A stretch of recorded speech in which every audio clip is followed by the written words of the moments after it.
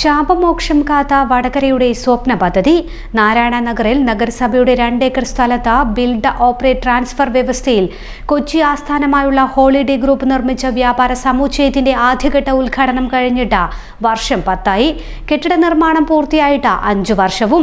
പക്ഷേ ഇപ്പോഴും ഒരു മുറി പോലും വാടകയ്ക്ക് കൊടുക്കാൻ കഴിഞ്ഞിട്ടില്ല. നഗരത്തിലെ കണ്ണായി സ്ഥലത്ത് 5 നില കെട്ടിടം സ്മാരകം കണക്കെ തുടരുകയാണ്. മാളിന് സമാനമായ രീതിയിൽ നിർമ്മിച്ച കെട്ടിടത്തിൽ 300ഓളം മുറികളുണ്ട്. എല്ലാ നിലകളിലും പാർക്കിംഗ് സൗകര്യവും ഹൈപ്പർ മാർക്കറ്റ് പോലുള്ള വൻകിട സംരംഭങ്ങൾ തുടങ്ങാനുള്ള എല്ലാ സൗകര്യവും ഇവിടെയുണ്ട്. വടകരയുടെ മുഖച്ഛായ തന്നെ മാറ്റുമെന്ന് പ്രഖ്യാപിക്കപ്പെട്ട പദ്ധതിയുടെ തുടക്കം 2006-ലാണ്. നിർമ്മാണ ഘട്ടങ്ങളിൽ പലവിധത്തിലുള്ള രാഷ്ട്രീയ വിവാദങ്ങൾ ഉയർന്നെങ്കിലും ആദ്യഘട്ട നിർമ്മാണം പൂർത്തിയാക്കി 2015-ൽ അന്നത്തെ പ്രതിപക്ഷ നേതാവ് കോടിയേരി ബാലകൃഷ്ണൻ കെട്ടിടം ഉദ്ഘാടനം ചെയ്തു.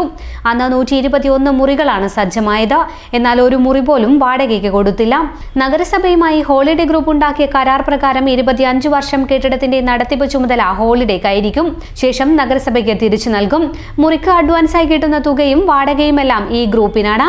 സ്ഥലത്തിന്റെ വാടക എന്ന നിലയിൽ വർഷം 14 ലക്ഷം രൂപ വീതം കമ്പനി നഗരസഭയ്ക്ക് അടയ്ക്കണം.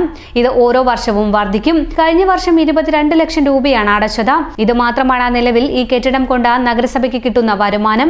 മുറികൾ വാടകയ്ക്ക് നൽകിയ ലൈസൻസ് ഫീസ് ഇനത്തിലും നികുതി ഇനത്തിനുമെല്ലാം നഗരസഭയ്ക്ക് വരുമാനമുണ്ടാകും. നഗരസഭ ഓഫീസ് കം ഷോപ്പിംഗ് കോംപ്ലക്സ് ഉദ്ഘാടന വേളയിലും ഹോളിഡേ മാൾ തുറക്കാത്തത് ചർച്ചയായിരുന്നു. കെ കിരമ MLA ഉൾപ്പെടെ ഈ വിഷയം ചൂണ്ടിക്കാണിച്ചിരുന്നു. യൂത്ത് കോൺഗ്രസ് പ്രവർത്തകർ കെട്ടിടത്തിന് മുന്നിൽ റീത്ത് വെച്ച് പ്രതിഷേധിക്കുകയും ചെയ്തിരുന്നു. കൺമുന്നിലുള്ളത് കാണാൻ എന്തിന് ഫിലാഡൽഫിയ വരെ പോണം?